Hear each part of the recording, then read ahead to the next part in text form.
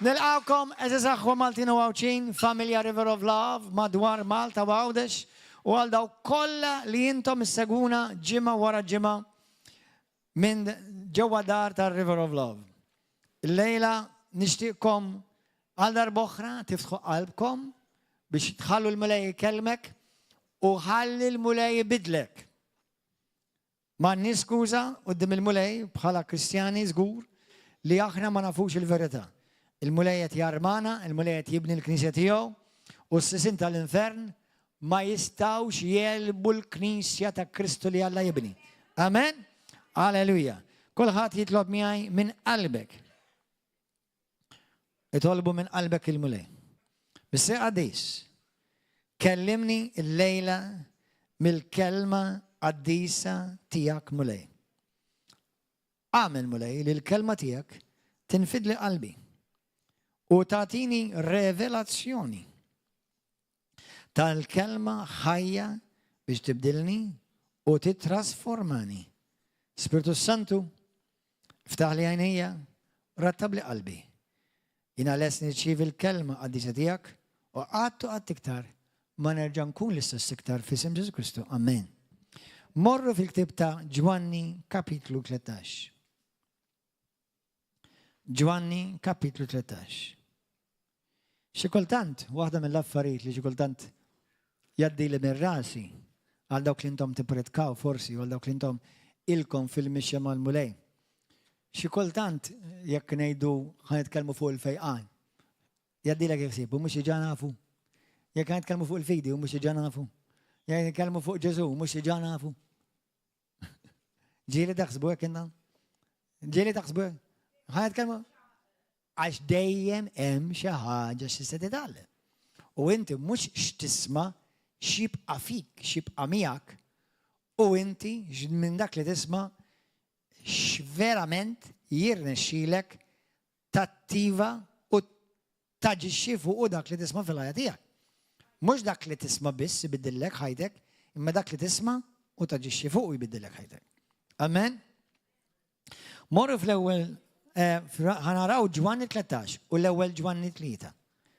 Ġwanni 13, l-Evanġelu ta' Ġwanni kapitlu 13, minn vers 34. Grazzi Spiritu Santu li inti tmexxini u tilluminani u titkellem int minn fommi biex tibni l-Knisja tiegħek għall glorja tiegħek mulej Ġesu.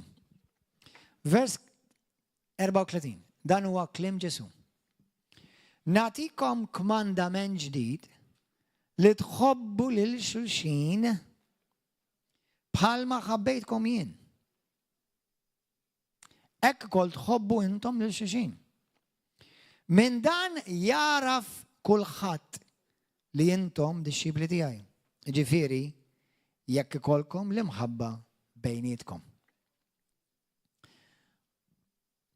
Meta kont għadni fil-bidu tal-mixja tiegħi mal-mulej, 30 sena ilu, u bdej naqra din l-iskrittura, kont ngħid imma da mhux kmandament ġdid. Għax fit-Testament il-qadim kien hemm suppost in-nies iħobbu l-imħabba tal-Alla. Imma meta inti tistudja Ġesu ġi jirrevelalna u jurina mħabba li ma kienet qadderet qabel. Għax mhux ġast imħabba kwalinkwa, din hija l-imħabba li l-bniedem qabel qatt ma kien daq. Għax l-imħabba dak li aħna nsejħula agape, jew agapeo, l-imħabba tal-Alla. L-imħabba tal-Alla. Għalhekk huwa kmandament ġdid. Mhix xi ħaġa li Kristu għamel updating fuqha, huwa kompletament ġdid. L-imħabba li Kristu wera, in-nies qatt ma raw bħala. Qatt ma raw bħala. Qatt ma esperjenzawha. L-umanità bdiet tesperjenza l-agape meta der Ġesu.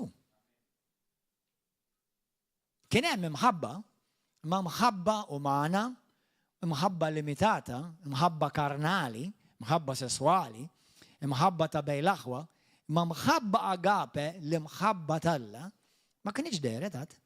Meta Ġesu biss deret l-imħabba Alla, laqqas meta daru l-profeti, laqqas meta dera Mosè, laqqas meta dar Elija jew Ġeremija.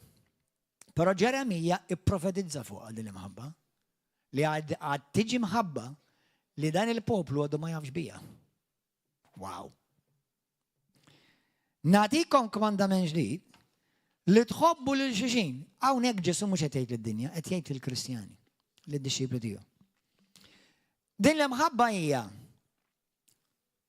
bħalma ħabbejtkom jien. Mela tiġajja differenti. Għaliex id-dinja ma rax l-imħabba ta' Kristu qabel ma Ġesu Kristu ġi. Din l-imħabba li issa qed nagħtikom u qed nikmandakom timxu fiha hija l-imħabba li rajtu fija. Bħalma ħabbejtkom jien. Hekk ukoll għandkom tħobbu lil xulxin. Din hija mħabba li l-bniedem ma jafx, ma jarafix. Biex tibda tarafha, titlewwel tara fil-Kristu bħala sidek u s-Salvatur tiegħek. Minn hemm biss tista' tibda tesperjenza din l-imħabba. Din mhix l-imħabba li l-moħħ jifhimha. Anzi, il-moħħ jgħidilha bluha. Il-moħħ karnali, il-moħħ uman, din it-tip ta' mħabba isejħilha bluha. Min dan jaraf lil kulħadd li intom dixxipli tiegħi. Semmejtilkom nhar l-erba' li għadda li meta d-dinja tara l-imħabba ta' Kristu bejn il-Kristjani, id-dinja tersaq lejn Kristu.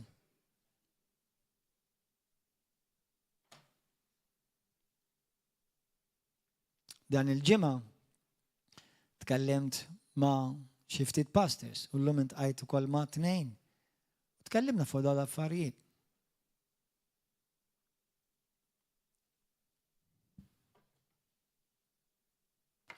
Min dan jaraf kulħadd minn din it-tip ta' mħabba jarfu li intom tiegħi.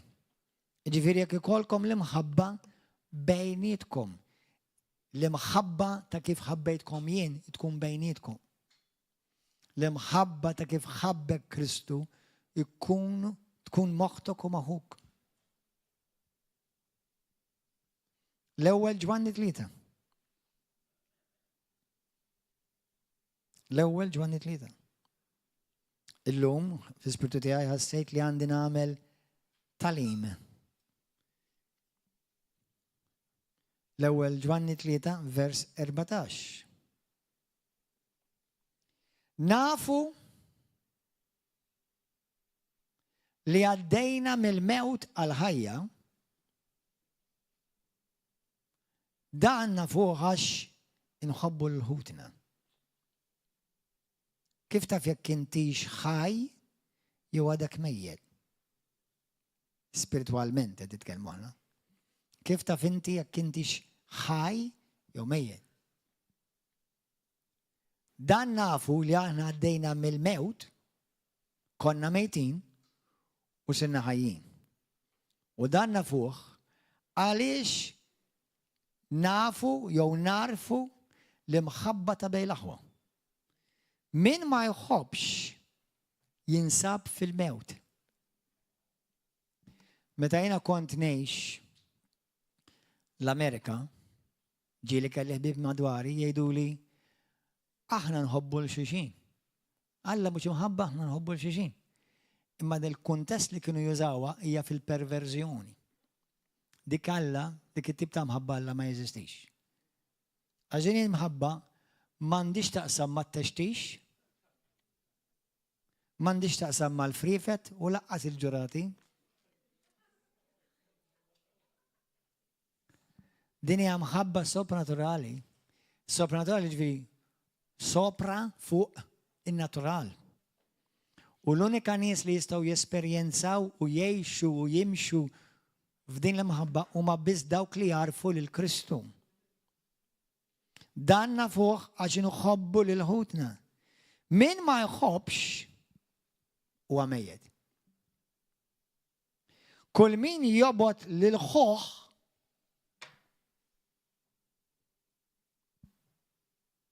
kull min jobot lil-ħuħ u qatil. U intom tafu li jibda qatil ma għandu fih il-ħajja ta' dejjem. Għal-Kristjani tgħidu. Għal-Kristjani tgħidu. Din l-mħabba tibda tesperjenza meta inti ġenwinament titwilet mill-ġdid. Għaliex meta bniedem jintaqa' ma' Ġesu, jintaqa' ma' l-imħabba perfetta. L-imħabba li ma jisħoqlokx. L-imħabba li ma kienx jimmeritak. L-imħabba li m'għandax taqsam xejn fuq il-performance tiegħek. L-imħabba li inti taf li ma rċevejtix għax ikkwalifikajt b'kemm għamilt ġid jew b'kemm tajt flus, karità, għalkemm dawk l-affarijiet huma tajba, imma din l-imħabba ma tikkwesta jiġbek. Din l-imħabba hija soprannaturali. Il-Kristjani għandhom dawn l-imħabba fihom. Morru fil-Ktieb tar-Romani, kapitlu 5. Ħanimxi bil-mod il-lejla, ħalli tomodu in between. Vers 5, Romani 5, vers 5. U din it-tama ma tqarraqx bina. Għax l-imħabba ta' Alla issawbet fi qlubna permezz tal-Ispiritu Santu li kien moti lilna. Kemm minnkom inti imwieled mill-ġdid u Kristu u Ġesu huwa s-Situ Salvatur tiegħek. L-imħabba tal-Alla tistensa fik. Taf kemm minna? Kemm minn din l-imħabba tinsa fik? Kollha kemm hi. L-imħabba kollha tal-Alla tinsa fik. Il-moħħ tagħna ma jistax jifhimha, ma meta inti rċevejt il-Ġesu Kristu, inti ma rċevejtlux subaħ iż-żgħir. Jew id-dnejħ. Irċivejtu komplet kollu kommu. Fl-Ispirtu. Fl-Ispirtu. Meta Alla ġie jammar fik, u l-Iskrittura tgħidha bl-aktar mod ċar f'diversi postijiet li inti t-tempju tal-Ispiritu Santu. Li inti t-tempju tal-Alla. Li inti t-tempju ta' Kristu Ġesu. Bl-aktar mod ċar, Alla issa provdielek l-imħabba kompluta li inti għandek bżonn biex tirrifletti lil Kristu f'din il-ħajja. Mhuwiex kwistjoni ta' Alla jgħinni biex itini iktar imħabba, għax tiġetak l-imħabba kollha. Mhux kwistjoni, infatti imkien ma tara fil-Bibja di, speċjalment fit-Testament ġdid, mulej tini iktar imħabba għall-proxmu. Tiġetak kollox, tiġetak l-imħabba kollha. Mulej tini iktar imħabba għall-pastor. Mulej tini iktar imħabba lill-pastor għannaġ. Mulej tini iktar imħabba għall-mara. Mulej tini iktar imħabba għall-raġel. Tiġa għandek l-imħabba kollha tal-Alla fik. Alla ma jgdibx. Alla ma jgdibx. Nifhem li forsi well-meaning imma b'nuqqas tarfin xi wħud jitolbu mulej tini iktar imħabba. Le, mulejjejni biex nimxi fl-imħabba li inti diġà poġġejt f'qalbi. Għax tiġà fija. Mulejjejni biex jiena nimmanifesta din l-imħabba. Nħobb ngħidha qed tal-erba' ħa nerġa' nirrepeti lil nifsi. Li jieni jew inti jew il-Kristjani jħobbu ma jfissirx li l-ħażin tajlu tajjeb. Imma hemm differenza li inti l-proxmu anka lid-dinja ta' Ġesu ħabb id-dinja, mhux ħabb il-Knisja biss. Tħobb id-dinja wkoll. Infatti, meta inti tevanġelizza, qed tevanġelizza għax tħobb li l-midneb ma tixtiequx jintilef. U għandu jagħmilha kull minnu verament Kristjan. Meta jiena kont għadni reliġjuż, mhux imwieled mill-ġdid, kont mallem u hekk kont naħseb li kull reliġjoni hija tajba. Le, Kristu biss jista' jsalvak u Kristu biss jista' idaw hekk l-imħabba tal-Alla. Kristu biss. Ġesu biss jista' jsalvalek ruħek. U meta bniedem idoq il-Kristu, il-ħajja tiegħek tibda tinbidel. Ħafna drabi jekk inti tinnota għal dawk li intom verament esperjenzajtu l-Kristu, kif tisperjenza l-Ġesu f'ħajtek, isek f'daqqa waħda l-arja isa friska. Tibda x-xomm il-fjuri u s-siġar u x-xemx tibda tiddi. F'daqqa waħda dil ħabba bidlit lek kollox. Sakemm tibda daqla daqqa tapon, offiżi, tajjir, għax int Kristjan. U din l-imħabba tiġi għadem, imma kull darba tiġi xejdu la bl-Inglis, xejdu. Mux mitfija s-saċ, imma namjata bil-Baltic pastarjata. Il-namjata jisek imtarxa. Ma emmada,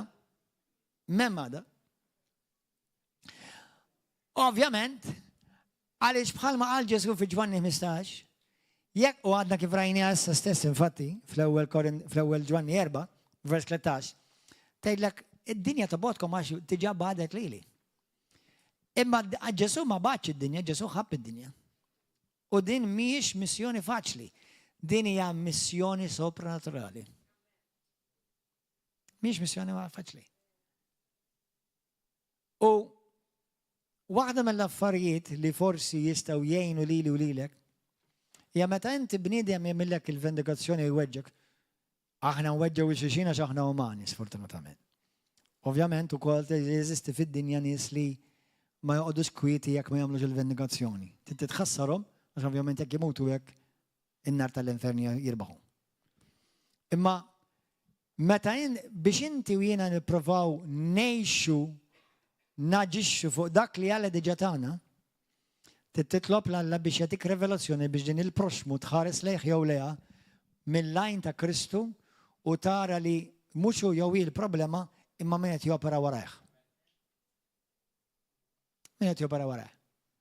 L-iskrittura waħda mill-iktar iskritturi favoriti tiegħi hija t-tieni Timotej kapitlu 2 vers 24 sa 26. Fejn l-iskrittura tgħid li hemm xi wħud li letteralment ġew maħtufa mid-demonju u mingħajr ma jafu qed jagħmlu rida tiegħu. U inti titlob għalihom biex Alla forsi jagħtihom il-grazzja jindmu. Ħalli jaraw. X'meħar, għalhekk Ġesu fuq is-salib, Ġesu li huwa mħabba perfetta x'għamel. Mister jaħfrilhom? X'ma jafux x'inhu ma jagħmlu. Hawn nies li jagħmlu d-dannu u ma jafux, min għalihom li qed jagħmlu l-ġid u ma jafux x'inhu jagħmlu. Ġwanni kapitlu 16 vers 3, l-opposta Ġwanni kapitlu 3 vers 16.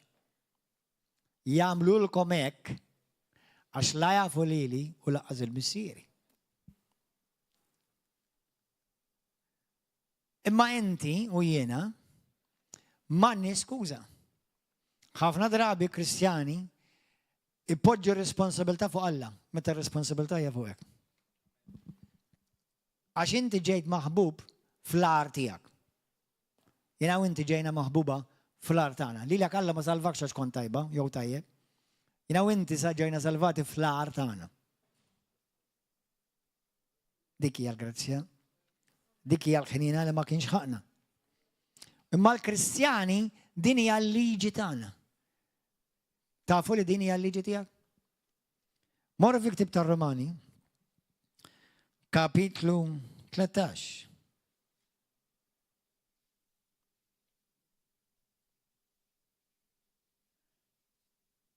Halleluja. Spiritu Santu tkellem inti mal-poplu tiegħu. Romani kapitlu 13.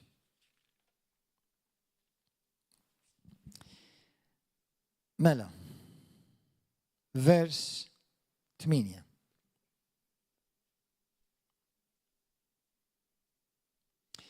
Kunu obbligati lejn ħadd.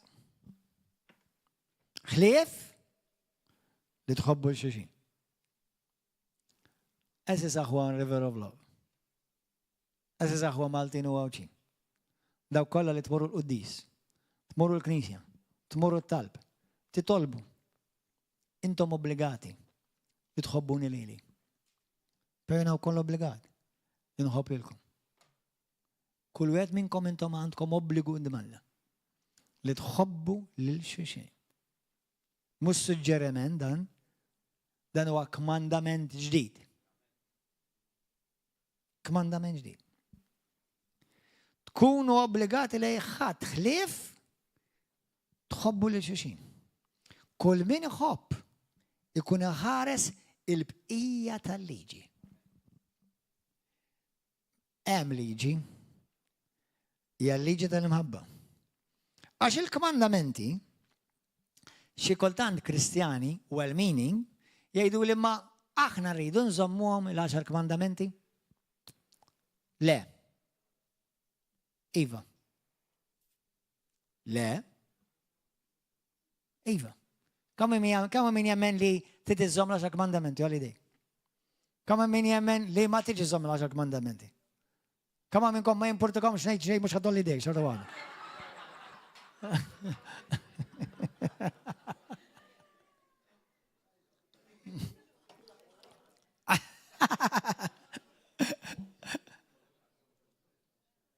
All right, ħana ġenna milkom test. Issa, ikkopara u naqra iktar, all right? Xinkella ma nħobkomx. Le. Kama minnkom temmen li inti trid iżżomm l-10 kmandamenti? Kama minnkom temnu li m'hemm bżonn iżżomm l-10 kmandamenti? Xwed minnkom għalajtu idejkom fit-tnejn. Qed nifhem sew?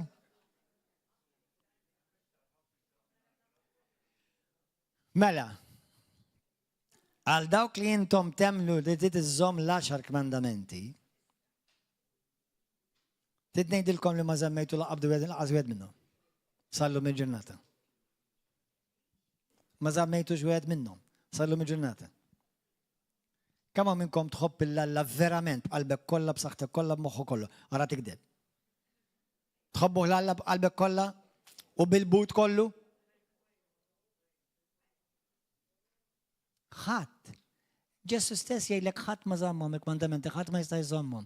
Kmandamenti mhux qegħdem hemm biex iżommhom, il-kmandamenti qegħdem hemm biex joruk li inti ma tistax iżommhom anzi. Kont taf din? Kmandamenti taf xiruk li inti midneb u għandek bżonn il-grazzja. U jekk tibda toddhom waħda wara wieħed, tinnota li kollha kissirthom.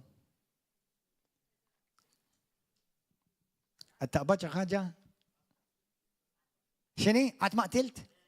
Tidin nassugrak li inti qtil. Għadda kif rajna l-ewwel Korintin, għana le, l-ewwel ġwan 3 jgħidlek, min jobbot il-ħuħ huwa qattil. Kunu onesti, ġieli battil xi ħadd int f'moħħok f'qalbek. Kemm minnkom xi darba ħassejt mibeda lejn xi ħadd. Jaqgħad ta' qattila.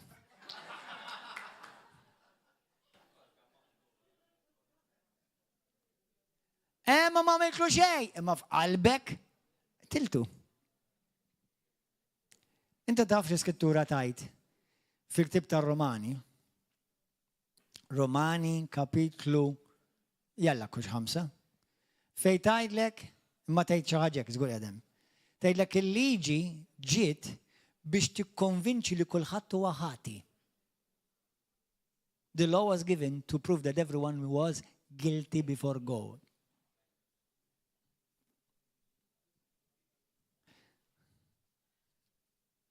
Amen. Mela, vers 9, għax il-kmandamenti la tagħmilx adulteru. Għaw xi ħadd minnkom ma għamiltux adulteru? Kollha kemm minnkom għamiltu adulteru? Imma jiena qatt ma mort ma' mara, għaddiet xi waħda u għamilt film f'moħħok? Jew raġel. Xut minnkom għandkom battalji kbar għax it-tnejluma. Tnejluma jogħġbukom?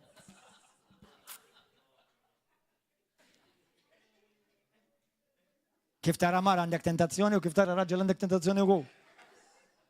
Nispera li nifqu hemm. M'hemmx ta' teżuq klib fin-nofs.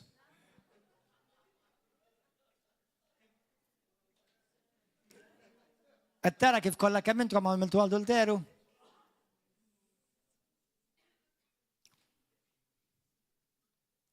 Jekk rajt il-pornografija għamilt adulteru.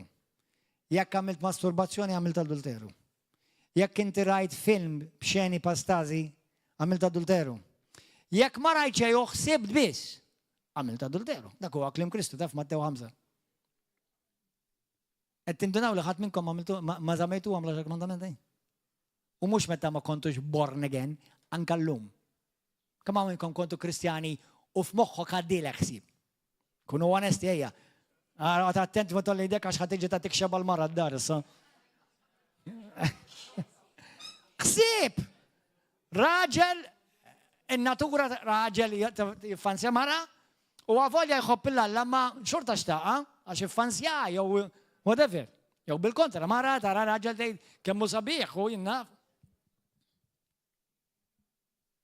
Jina dejjem ngħidilkom nirringrazzja l-Alla n-nisa koroħ. Vera. Għax huma l-inqas tentazzjoni għalija.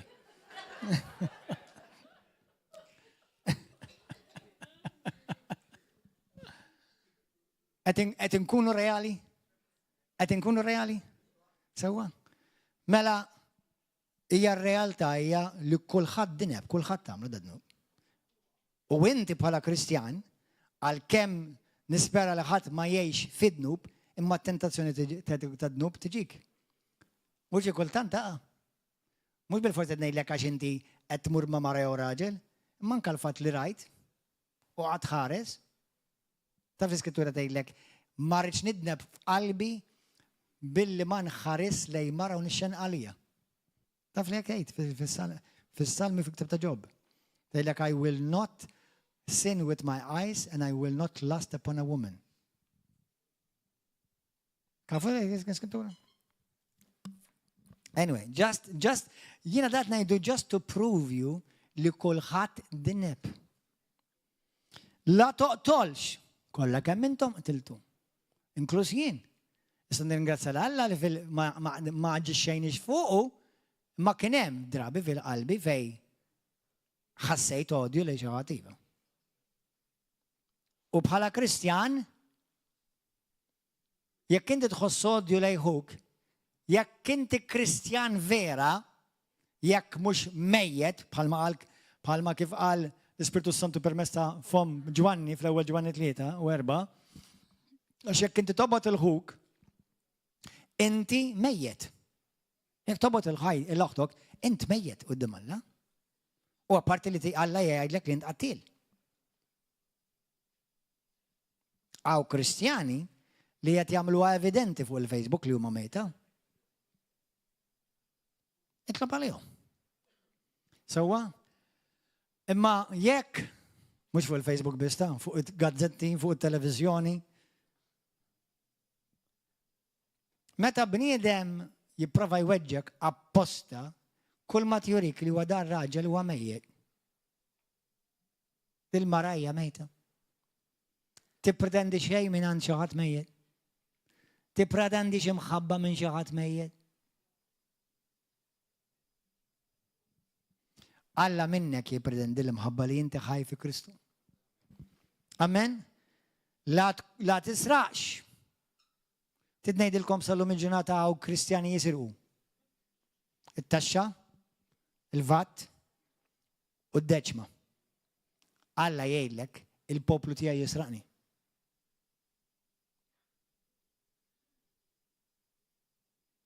Nħobbu l-Alla b'qalbi kollha. M'għandi problema bid-deċma. U Alla xejdilhom il-poplu tiegħu. Intom il-poplu tiegħi kollha kemm intom tisirquni. Titkellimx fuq dawn l-affarijiet passer hi. All right. Ma diġà smajtu biżejjed.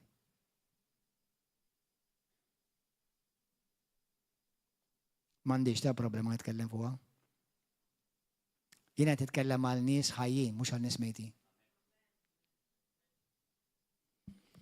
La tkunx rajb, għaw Kristjani rajba.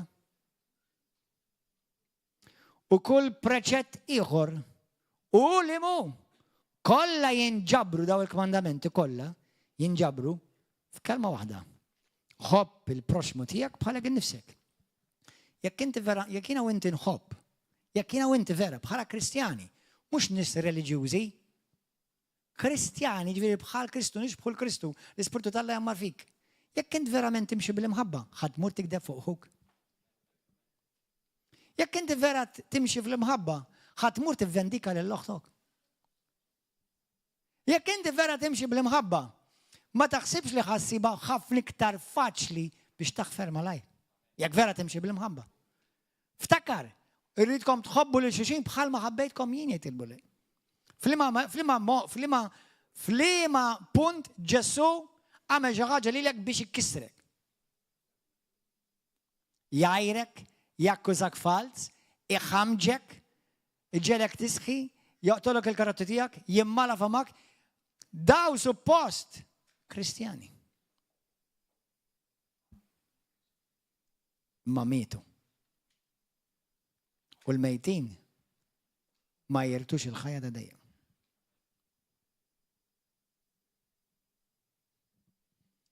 Imma nistgħu nitolbu għal qawmin mill-mewt. Għax hemm bosta li għandhom bżonn il-qawmin mill-mewt. Għax mietu fid-nubithom. U jekk imutu minn f'dan il-ġisem u jmutu f'dak id-dnub, ħajdru qudiem Alla u jidhom mina lilkom qatt ma kont nafkom morru minn qudiem intom li tagħmlu tgħixu fil-ħażen.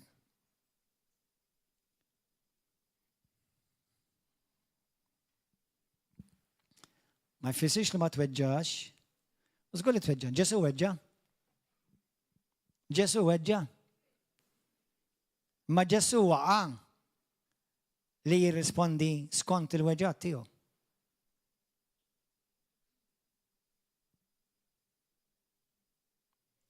Għalhekk jiena u inti, għalhekk isma', infatti fil-verżjoni tal-kelma, l-ebda Kristjan ma jista' jgħix għal Kristu jekk l-ewwel ma jmutx għalih innifsu.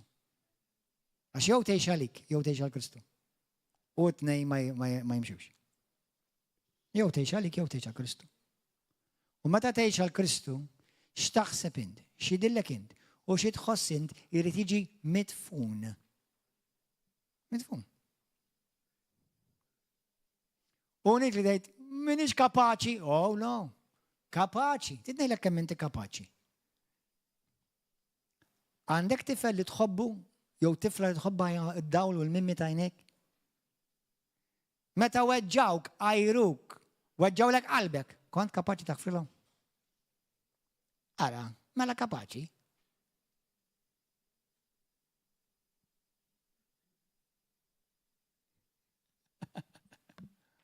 Kapaċi. Għalek qudiem Alla ħadd m'għandna skuża. Ħadd minna m'għandna skuża, kapaċi. Il-kwistjoni hija ma rridx. U hawn nies li jmutu fuq is-sodda tal-mewt jgħidulek ma rridx naħfer. Mela mur fl-eternità tal-abbissi tal-infern. Avolja jgħid River of Love.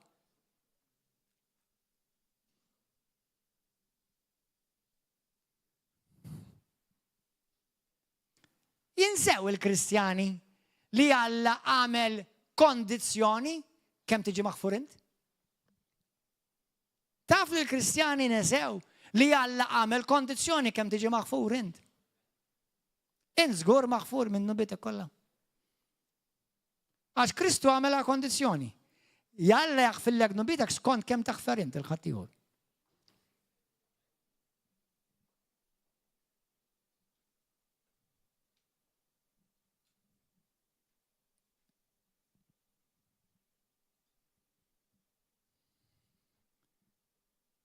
Itolbu li kuljum il-mulej jgħinek iżżomm qalbek pura. U iżżomm qalbek pura jekk timxi fl-imħabba tal-Alla. Tmur kontra l-feelings, tmur kontra l-ħass u l-gas.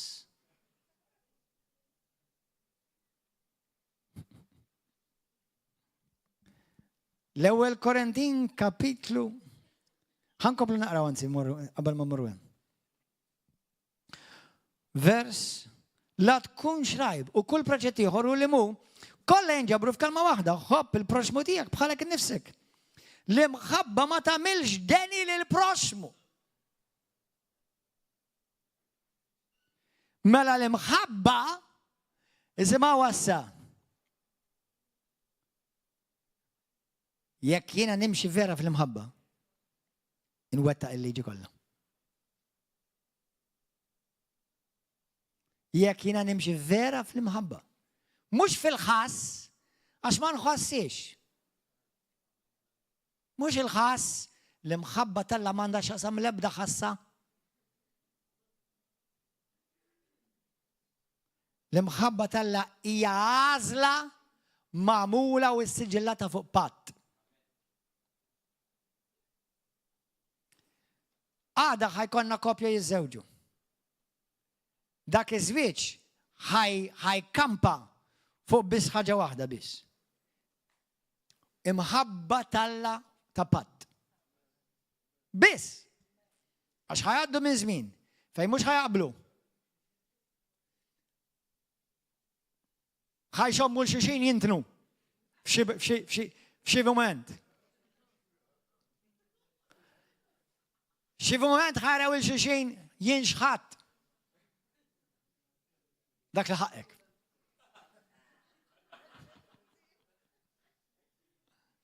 X'għamilt bidejja.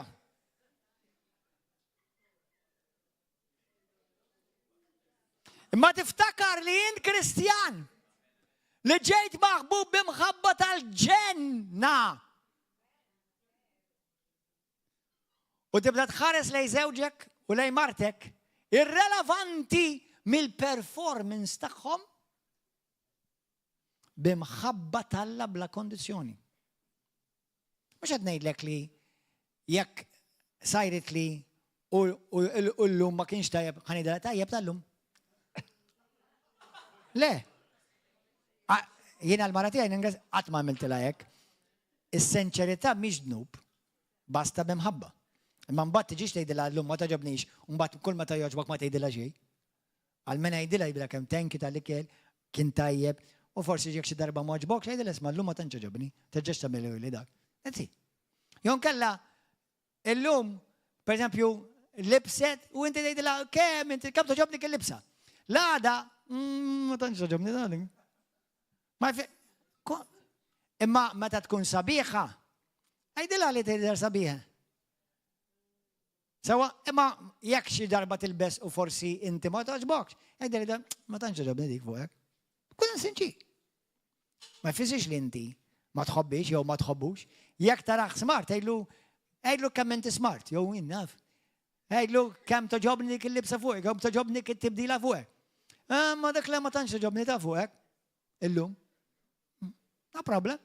Biċċa xogħol il-bniedem sfortunatament huwa ħafna ħafif biex imaqdar imma tqil biex ifaħħar.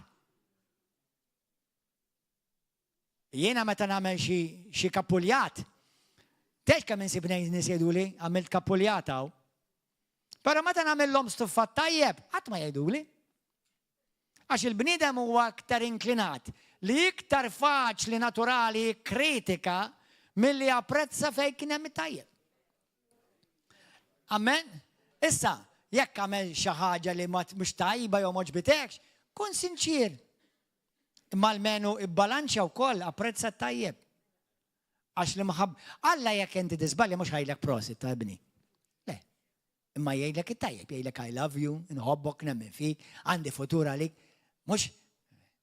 U dik hija l-imħabba Alla, l-imħabba Alla hija sinċira. Imma l-imħabba Alla qatt ma tfarrak u tkisser.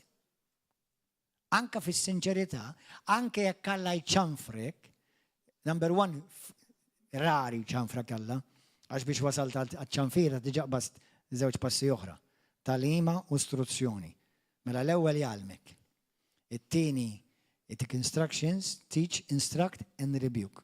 Sewwa, u inti daw it-tnejn tiġaqbisthom u njorajthom. Mela se jgħidlek, oj! U jgħidlek ġismek. Ma bimħabba. Għax li min uħobb, Alla iċanfa. Amen? Bħal ma t-tifel tijaj. Jow t-fall tijaj. L-ewel nidilom l-ewel darba, bad nidilom it-tini darba. That's it. All right, okay, daddy. Sataw bdew l-ewel darba. Imma l-imħabba ma tkissirx. L-imħabba ma tipprovax twaqqak u tiddiżonorak, Alla anka meta tisbel xorta jonorak. Apparti li jħobbok bimħabba perfetta. Amen? Alleluja. U dik li mħabba suppost tidher bejnietna. Jina mhux qed ngħidlek jekk xi ħadd għamel xi ħaġa ma tgħidlux jew ma tgħidilix ma tiġbirx attenzjoni. Però żomm bħal ma tgħid l-Iskrittura fil-Galatin kapitlu 6 vers 2. Ftakkar li jekk tara l-ħuk żbalja jew l-oħ żbalja, ftakkar li għadha bdeda tista' tkun inti li tiżbalja. Għalhekk ikkoreġi l-ħuk u l-oħtok b'imħabba għaliex bħal ma l tiżbalja l-hum għadha ħad iżbalja jien. Tifhem? Grazzi Ġesu. Komplu naqraw. Qed jgħidu pjaċir eżaw. Mela l-imħabba hija l-milja tal-liġi. Amen? L-ewwel Korintin. Fil-ktib ta' tistgħu m'hemm bżonn tmorru hemmhekk, fil-ktib ta' Eżekjel kapitlu 36 minn 25 sa 29. Eżekjel u anke fil-ktib ta' Ġeremija kapitlu 31 minn vers 31 sa 34. Tiġi mgwad għal-iskrittura, anzi qabel ma morru l-ewwel Korintin 13 morru fil-ktib tal-Lut. Kapitlu 8. Lut 8. Hebrews. Alleluja. Għalhekk ħanamlu konferenza fl-ewwel weekend ta' Lulju jisimha Victorious Love. Għaliex minn 5 pages għadni kemm għamilt biss nofs page. Dak xi għandi jien, ħaseb wara meta kien hemm iktar jitkellmu ħajkemm kien hemm volum ta' informazzjoni li jalla ma tibqax biss informazzjoni. Sewwa? Imma kull Kristjan huwa msejjaħ biex jimxi fl-imħabba. Kull Kristjan ġie mogħti l-abilità biex iħobb bħal Alla. Fit-Testament il-Qadim, jekk inti konti tippersegwita n-nies tal-Alla, għandhom id-dritt joqtluk lura. U ma kienx nu. Fit-Testament il-ġdid jippersekwitawk u inti tista' tiddefendi lek innifsek, imma hija parti mill-imħabba tal-Alla li tidher lil midneb minnek. Għalija naqa' misteru. Issa hemm kuntesti. Tifhmu? Fit-Testament il-qadim tidher il-ġustizzja tal-Alla. Fit-Testament il-ġdid tidher l-imħabba tal-Alla. U fi Kristu jidhru tnejn.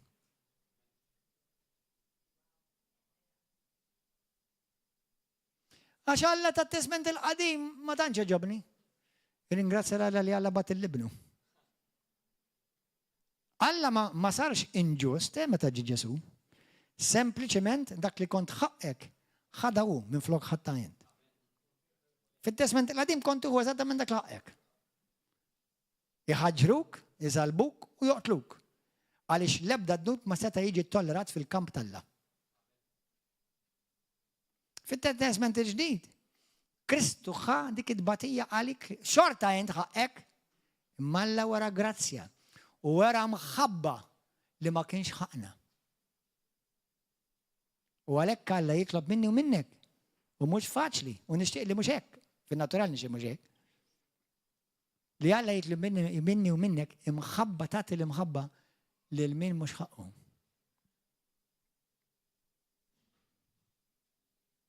Amen aħwa? Ebrej jew Lut 8. Minn vers 8 sa 9. Grazzi Ġesu. Imma Alla għax sab xi ċanfar fihom qalilhom. Ara wasal iż-żmien jgħid il-mulej li jien nagħmel paġ ġdid din qiegħda fi ktieb ta' Ġeremija u anke f'Eżekiel. Paġ ġdid mad-dar ta' Iżrael u mad-dar ta' Ġuda. Dan ma jkunx bħal patt li jien għamilt ma' missiriethom meta qbadthom min idhom biex noħroġhom mill-art tal-Eġittu. La darba huma ma baqgħux iżommu il-patt tiegħi. Inti għadek iżommu l-patt tal-Alla. Taf li qas inti ma żommu l-patt tal-Alla? Taf li qas il-Kristjani ma jista' jżommu l-patt tal-Alla? Aħna nistgħu nżommu huwa il-Kristu. Huwa Kristu li jżomm il-patt tal-Alla lina. Daqs li kieku qegħdin nżommu jien.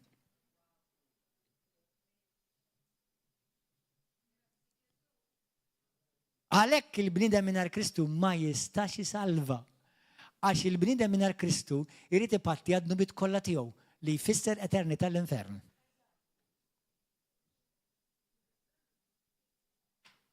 Għalhekk Mohammed ma jistax jisalvak.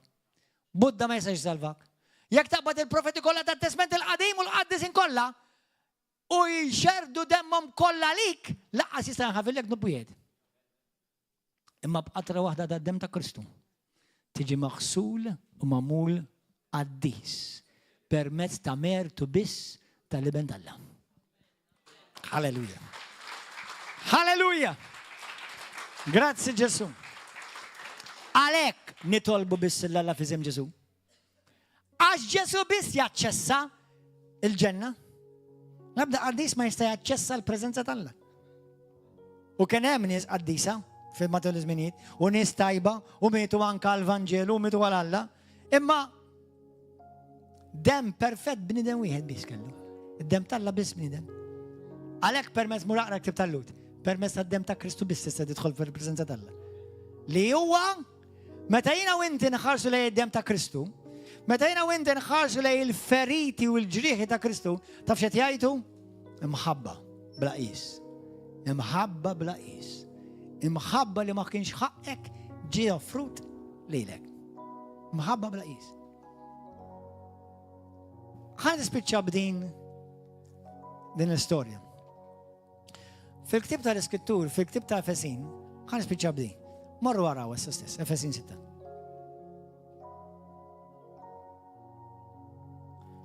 Efesin 6.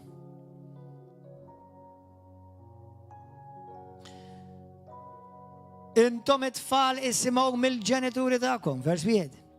Fil-mulej, sew fil-ġenituri spirituali, naturali, u sew il-ġenituri spirituali. Għax billi fitorna ta' hawnhekk mhux qed jgħidlek biss għall-ġenituri tiegħek, qed jgħidlek fil-ġenituri tagħkom fil-mulej. Għax dan huwa sewwa. Weġġaħ il-missierek u lill-ommok dan hu l-ewwel kmandament b'weda sabiex ikollok ir-risq u jtul omrok fuq id-art. Ħajkom ħaġa. Aħna nemnu fil-fejqan divin.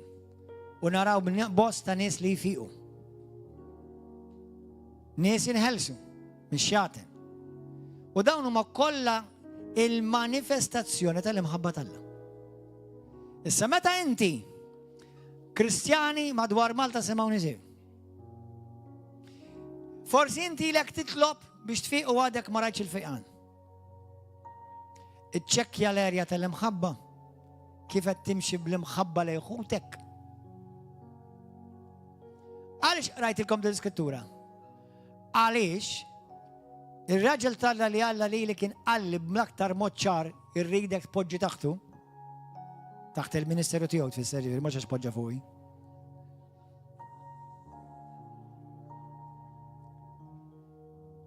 Kien hemm jirrakkonta storja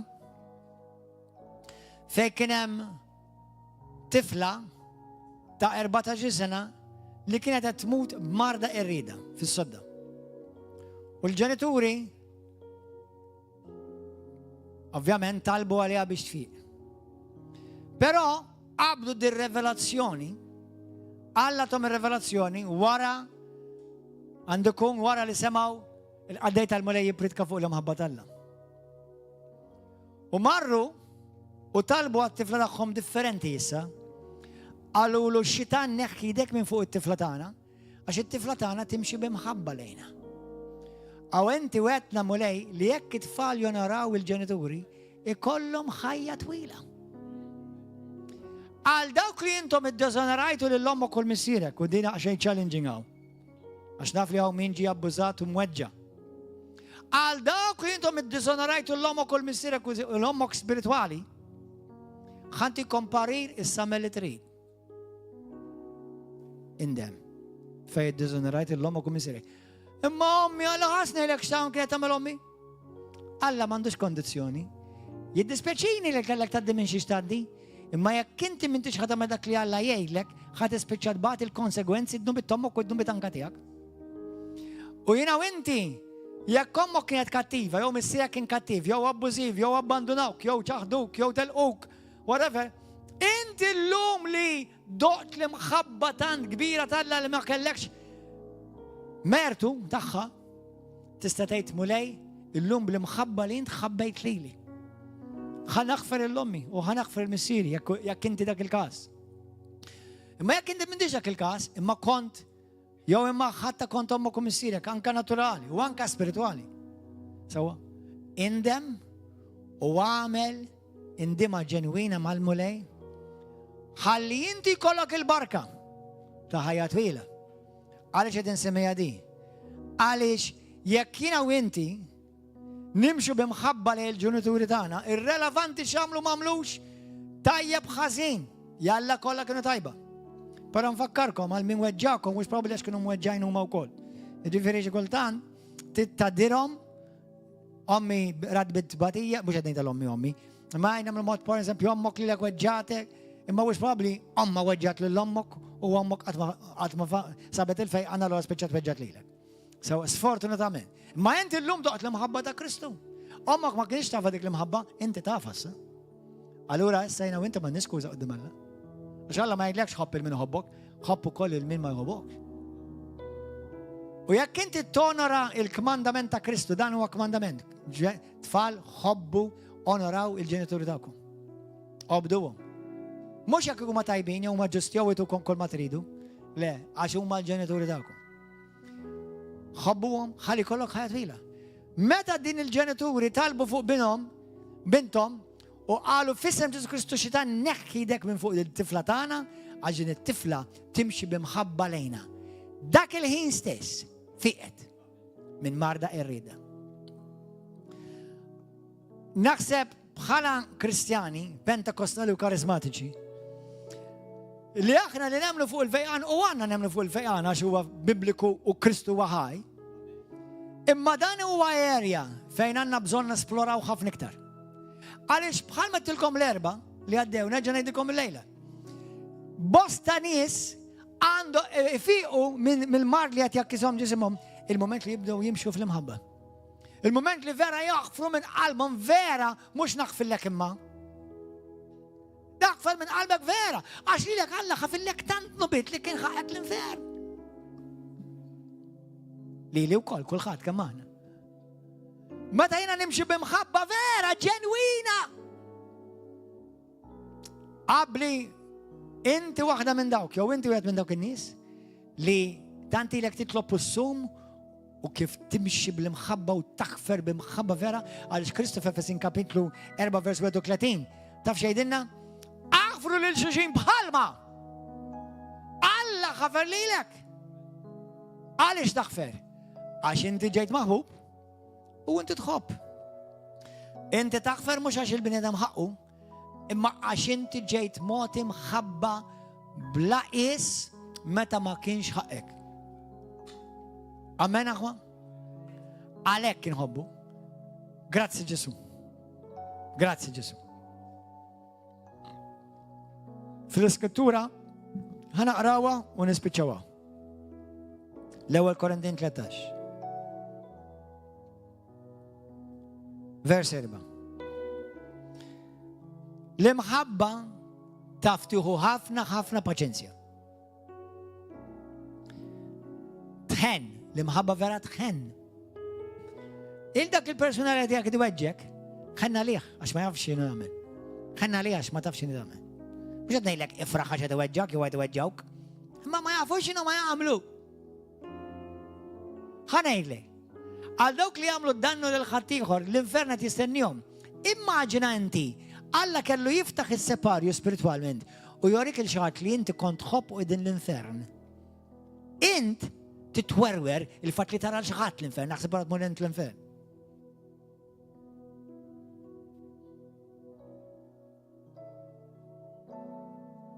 Jina, dan mux klim faċli, da. Dan mux klim għad-dinja. Dan huwa klim għan-nies li verament daqu l-imħabba ta' Kristu. Imkien ma Alla jgħidlek li daw l-affarijiet isiru faċli, imma l-fidi tagħmilhom possibbli. Amen. L-imħabba mhijiex għajjura, ما تنتفعش بها نفسها، ما تتكبرش فوق الآخرين، ما تعملش داك اللي مش شيرة، ما تفتش داك اللي واتاخا. كونفرنس صحيحة لنا فوق ده بس. شيء ما تنكرلا، ما تزومش في قلب الدني. إما تفرح ما تفرحش في الانجستيسيا، إما تفرح في الفيريتا. كلش تقدر وكلش تمن، كلش تتعمل وكلش سبورتي. ونسبيتشاو بدي المحبة ما تنتمعن، المحبة ما تنتمعن. آمين. الليلة يك أنت كريستيان، دي المحبة تلا تنسى فيك، تنسى فيا. وبلا دوبيو خاي كلك التستيين. عليش بحال ما دار بقى على المولين. قال لي انت ابني تكون تاف متى تخوب، متى المحبة تياك تجي تستياتها، امك حتكون تاف كم تخوب فيرا. مش متى يتوك الفيوري ويدوا لك براست كم نحبك شي بريديكاتور فوق. اما متى يايروك، متى ينيراوك، متى عدني الجيت يبطوا لك بدني، امك حتجي تستياتها المحبة تياك. وخاط ما يهو بيشيل بالتست، اما كل خاط يهو بيشيل بالريزولتات متى يعدي. امين. بالجرازيا تالا كاباتشي فاتش لا possibile بالجرازيا تياويو ايام بشر سنة طلبه.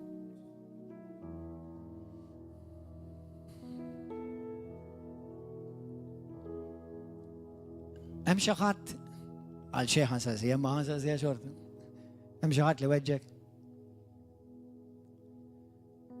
ايام كونوا ونستي وسنشيري ووملي، مش ام شخات لوجهك، ام شخات لوجهيت انت. قال لك امانه تريد الله يغفر لك ليلة، ما لا اغفر لمن وجه ليلة نافل مش فاتشلي. داومو مش كوماندامنتي على الناس ميتة، داومو كوماندامنت على الناس حية، ناس سوبراتورالي، ناس مولدة مسمويت. شيء مو بوسيبلي. وتايد لي باستينا الليلة جيت الفيقان دنيا الأوبورتونيتا ديالك مش تفيق. ما غفرت له تا فرت لها تا يكتراخ شيء عن ألفك شيء عن ألفك تتبتيله يو تخارس من لعينيتا المحبة بيرفكتا يسمى جيسو كريستو وتخلنا ليها مش بدأ كريستو يخارس ليك اك يخارس ليك.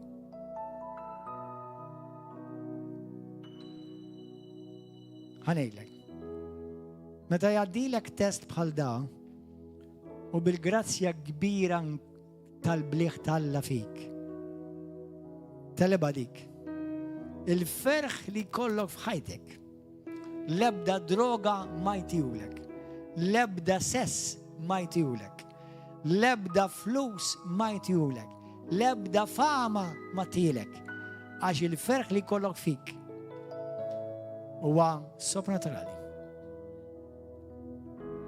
الكريستياني مش مسيحين على حية فاتشلي، على حية اللي برمست الفيدي ولا محبة الله يصير بسبلي. أمين. تبردندش من البني آدم الامبوسيبلي. البني آدم ضعيف sooner or later هاي ديسابونتك وهيكولك تيست وانت هتطلبه لمحبة الله فيك. طلبه مين؟ يك انت الليلة تسمع ذا المساج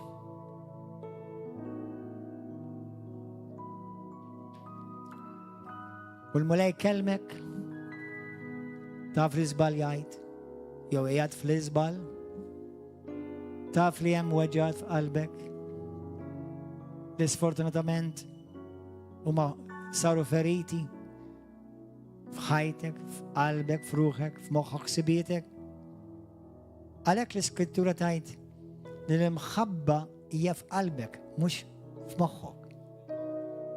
مخك هيعيد لك موت، اما قلبك هتعيد لك موت. ما تمشيش بمخك، امشي بقلبك مملية لمحبة الله. عشان لو انت بس في الدنيا نسي وليت الله وليت المحبة وارا ما تخزبوش عشان نبرد كاحدانين هو فاتشلي عليا مش فاتشلي. ما grazie Gesù, مش grazie الله هو possibly. ما تمشي في المحبة تدني لك حاجة ياك انت كونتينومنت تطلب بشكتش شياطين تتكتشي الدموني محبة للتكة تيجوا فيك. خانتيك equation تا immunity من العدو. Complete immunity from the devil. Walk in love. And Satan won't be able to touch you with his little finger. He will tempt you. لا palma me tentazione del Cristo.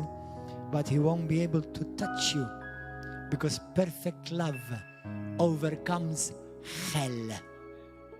المحبة فرفتة تلب الانفيرن ديموني. والشيطان ما يفهمش لمحبة الله بالما ما يفهمش الفيدي. عليك لمحبة المفيدة تخدم برمت المحبة. غلاطين 5. أين يطلبوا في المكين؟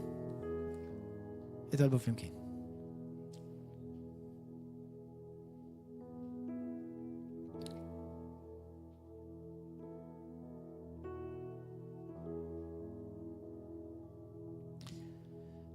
أبا مسيح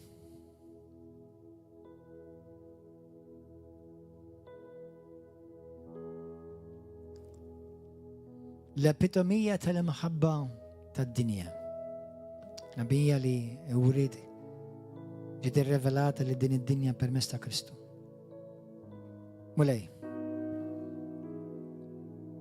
أبا مسيح Spirito Santo احنا البوبلو دياك مولاي ين دياك مسيح أديس انت فديتني اشتريتني بالدم تاع كريستو فديتني سجليتني بالسبيرتو سانتو وبالسبيرتو تاع المحبة في قلبي. ما عنديش سكوزة مش المحبة تياك جدا مساوبة في قلبي permessa السبيرتو سانتو. أبا مسيح علمني سبيرتو سانتو علمني نعيش دين المحبة. فين زبال يا عيني باش نرجع نقوم.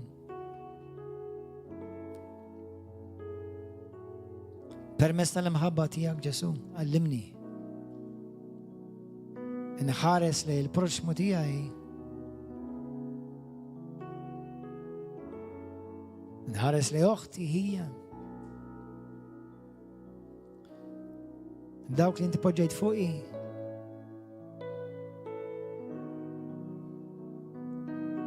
إن حارس اليوم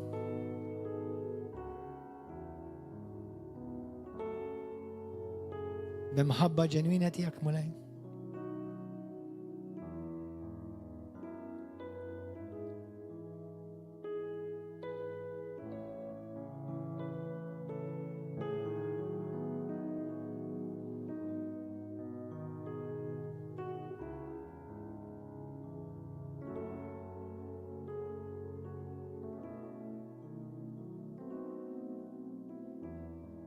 مولاي تياي على تياي علمنا نحبه بحال ما تحب انت مولاي. علمنا نحبه كيف تحب انت يسوع. انت بوجيت المحبة كومبلوتة تياك فينا مولاي.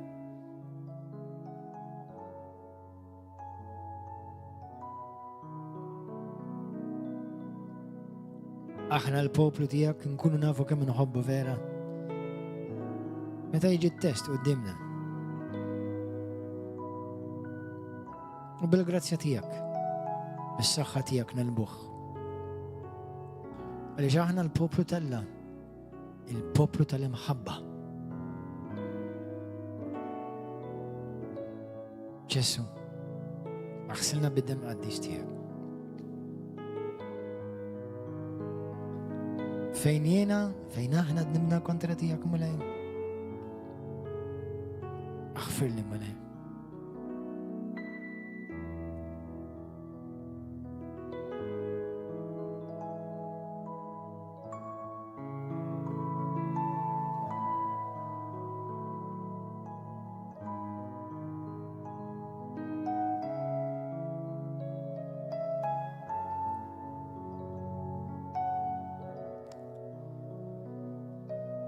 ġesu, inti fuq is-salib u rejt mhux biss bil-kliem ma bil-aġir billi poġġejt u preferejt lili minn flokok.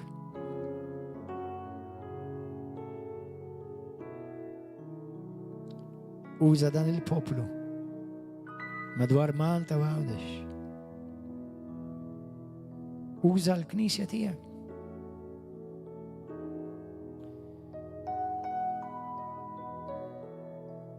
Biex Malta tiġi mifdija mulej. L-imħabba biss ta' Kristu tista' tirbaħ din l-art u dan il-poplu mulej. Għamlu dan mulej. Għal-glorja tal-iżem għaddix tiegħek. Aħfar il-poplu tiegħek fejn nesa l-imħabba u l-ewwel imħabba tagħhom lejk u lejn xulxin. Aħfar il-poplu tiegħek fejn fuq il-medja soċjali minflok ewrew l-imħabba u rew ġlied, argumenti, odju, attakki. Aħfar il-poplu tiegħek mulej. Għamel int mulej dak li l-ebda bniedem ma jista' jagħmel. Inti li tara kollox m'hemm xejn moħbi quddiem għajnejk. Aħfrilna mulej. Ġesu ħajsir minna skont kemmnek dak li trid int. La tħallinix ninsew dan il-kliem tal-ħajja mulej.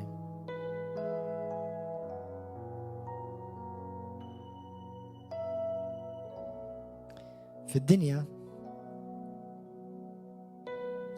hemm tlieta li huma l-aktar importanti.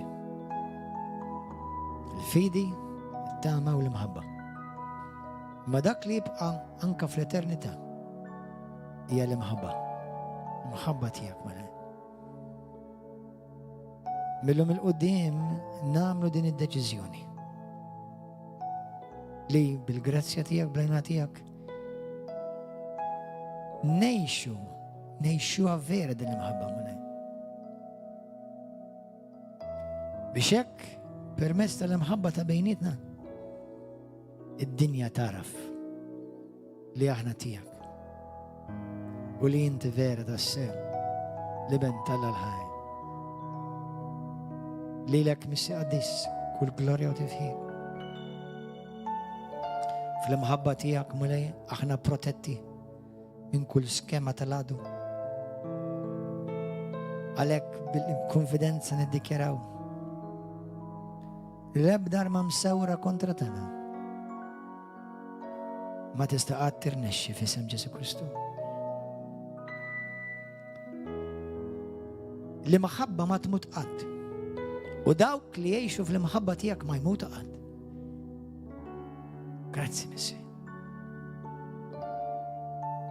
Il-dawk li weġġawna naħfrulhom, dawk li gidbu fuqna, insulentawna, riġettawna, tradewna, naħfrulhom. U minu jimini. Xbħal ma għamlu li l-ek Ġesu hekk ukoll inti tinna jagħmlu d-dinja lilna. Imma ma jafux li ma jagħmlu. Għalhekk fil-ħnina kbira tiegħek mulej iftħolhom għajnejhom. U invadihom bl-imħabba qaddisa tiegħek u trasformhom għall-glorja tiegħek missien f'isem Ġesu Kristu. Amen. Amen. Ikaw siya katandeg bżon fejqan. Poġġi dek fejn għandek bżon. Mula għaddis. Il-fejqan huwa il-frott tal-imħabba tiegħek. Fejn hemm mart, fejn hemm luġieħ. Viruses, komplikazzjonijiet fis-saħħa. Mulej komplikazzjonijiet fl-għajnejn, fil-widnejn, fis-sider, fl-organu, fil-pulmun, fil-għadam, fil-organi, fis-smieħ, fil-vista. Estendi dejk il-leminija mulej għaddis tal-imħabba kbira tiegħek u fejjaq. Kull marda, kull oġieħ, kull komplikazzjoni fis-saħħa. Li permezz tal-ġrieħi tiegħek Ġesu, aħna konna nfejqa. Għalhekk mulej bil-qawwa u l-awtorità tiegħek niddikjara l-oħti u l-ħija. Kun nfejjaq. Kun nfejqa. Kun nfejjaq, kun nfejjaq. Fis-sem Ġesu. Alla mhuwiex kontra tiegħek. He's not against you, he's for you. Hallelujah. Kun infejqa. Kun infejqa issa stess. Barxa fl-istonku, kun infejqa issa stess. Ansjetà. Kun infejqa minn l-ansjetà. Depressjoni, kun infejqa minn kull depressjoni. Fissem Ġesu Kristu. In Jesus' name. Ejan umu bluf għazza saħwa. Halleluja. Grazie mulej. Gloria lil mulej għaddis. Ħattu pjaċir aħwa. Amen.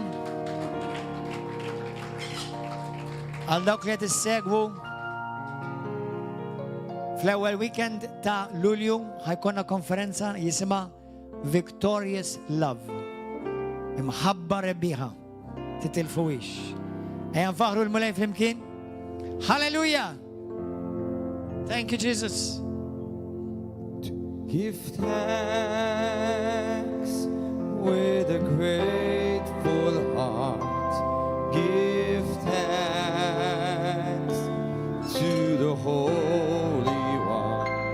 Give thanks because He's given Jesus Christ, His Son. Give Hallelujah. thanks. Give thanks with a grateful heart. Give thanks to the Holy One. Give thanks because He's given Jesus Christ, His Son. Yes, Lord. And now let the weak say, I am strong. Let the poor say, I am rich because of what the Lord has done for us. And now let the weak say, I am strong. Let the poor say, I am rich because of what the Lord has done Hallelujah. for Thank you, Jesus. us. Daw kolla ta' YouTube u Facebook. God bless you. Narawkom għada fil-ħodu. Fl-10 ejjew naqdu maħna unek. Għad esperienza u l-qawa tal-mulej. Paċi mawkom YouTube u Facebook. God bless you. Thank you. Għal dawk li intom għaw prezenti jekkaw xaħat għandek bżon it-talp uħroġat